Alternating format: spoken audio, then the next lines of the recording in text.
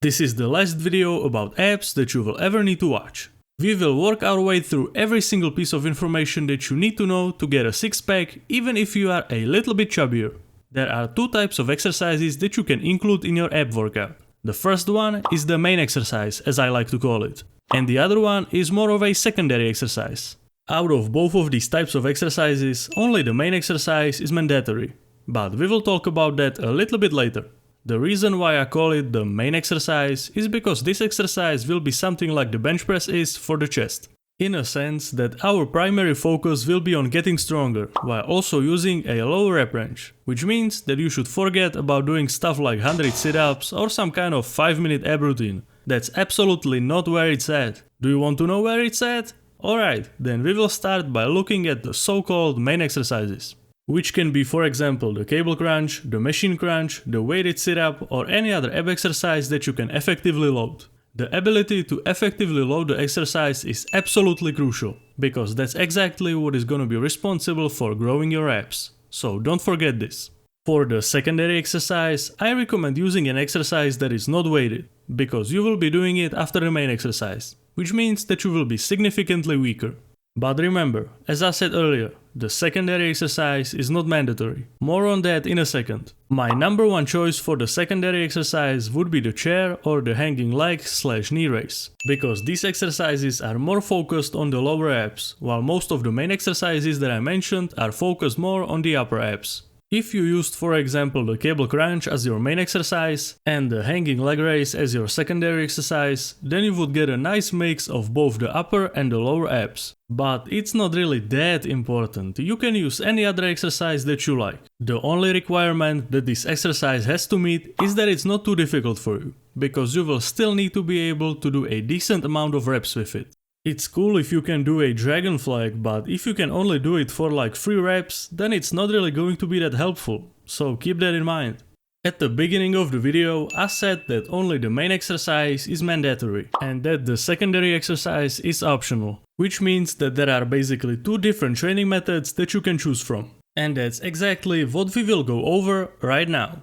The first method of training abs is all about doing just the main exercise. So let me tell you a little bit more about it. If you choose this option, then you will pick one of the main exercises that I was talking about, and you will do that exercise 2 to 4 times per week. In each one of those workouts, you will do the main exercise for 3 sets. You can, for example, add it as the last exercise of your workout. It will be a nice cherry on top. Because we know that we will train abs 2 to 4 times per week, and each one of those days is going to be consisted of 3 sets of the main ab exercise, we can easily deduce that the recommended amount of sets per week will be at least 6 all the way to 12 sets per week.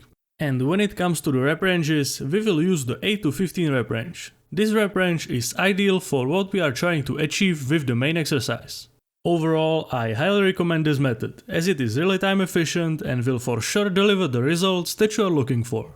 Alright, this was the first one of the 2 methods that you can use to train abs. Now let's take a look at the second method. This method adds the secondary exercise into the mix. So let me set the stage. You will also do the secondary exercise for 3 sets, but the rep range will be a little bit different than on the main exercise. Because, as I said at the start, the secondary exercise should be some kind of bodyweight exercise that you can manage to do for a decent amount of reps, even if you are a little bit tired from the main exercise that you did before.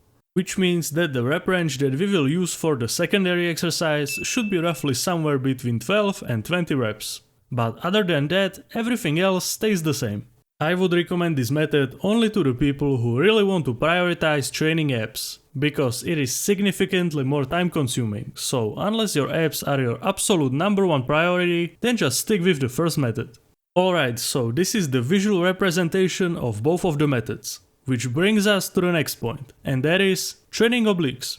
As you could see, I did not include any exercises for the obliques in any of the 2 methods.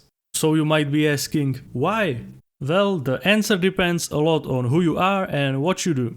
If you are someone who only goes to the gym and you don't do any sports or any other athletic activities, then you just don't need to train obliques, there is no need.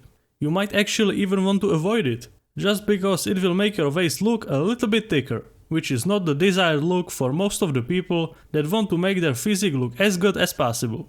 Most people want to achieve the V-taper look. you know, to become a Jack Dorito. But when your waist gets thicker, you start to go from the V shape to more of an X shape, which just doesn't look as good, because you start to lose that illusion of a wide back and broad shoulders. You also have to keep in mind that genetics also play a huge role. If you naturally have a really small waist, then training obliques will not really mess up your V-taper. But if your waist has always been a little thicker, then I would highly recommend against training obliques, because at that point you are just doing yourself a disservice.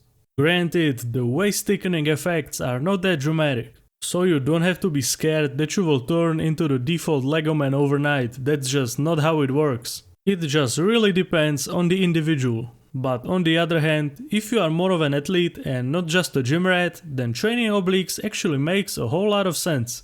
Imagine that you are, for example, a rugby player and you have to throw the ball to the side really fast. Of course that having strong obliques is gonna benefit you, there is no doubt about that. If you find yourself in a situation that you want to or need to train obliques, you can put the oblique exercise in the second method that I showed you earlier. Place it right here, in the place of the secondary exercise. And if you want a recommendation of which oblique exercise to do, you can for example try the Russian twist or the cable twist, both are great. And there is one more thing that I want to talk about, and that is having visible abs while being a little chubbier. A lot of people seem to think that the only way to have visible abs is to be absolutely shredded, but that's not the case. You can still have visible abs even when you are a bit fluffy. Obviously you can't be like 40% body fat, but something like 15 to 20% body fat is absolutely realistic.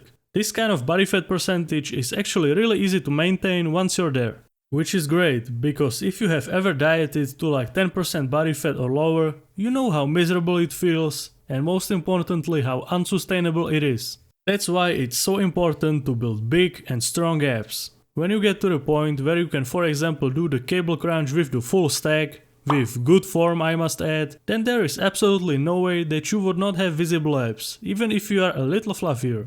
That's why the approach of having a main exercise is so beneficial.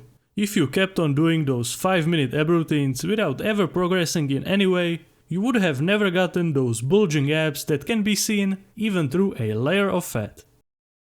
Well, that's all you need to know about training abs. And if you want to learn more about bodybuilding, check out my website where I have tons of free resources prepared for you that will simplify your bodybuilding journey. So what are you waiting for? It's just that simple. And as always, a big thanks to all the supporters on my Patreon.